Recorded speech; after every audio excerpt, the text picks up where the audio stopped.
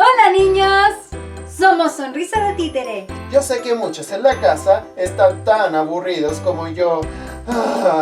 Pero Benjamín, para eso tengo una idea. Vamos a comer jalea. No, ¿No?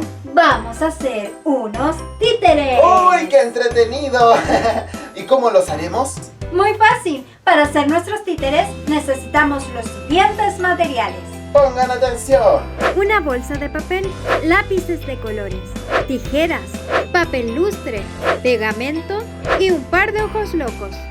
Doblamos la parte de abajo de nuestra bolsa y comprobamos que quede bien la boca para nuestro títere. Luego, pegamos el par de ojos locos.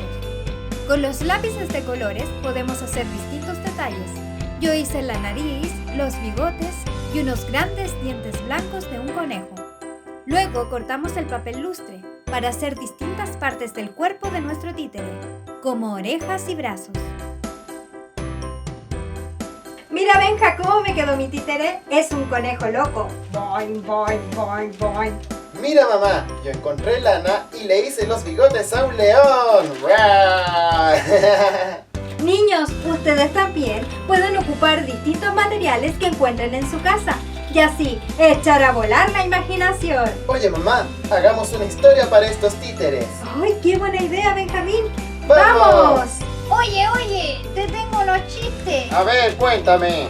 ¿Qué le dijo un pelao a otro pelao? No sé, ¿qué le dijo? Peleemos, pero sin tirarnos el pelo.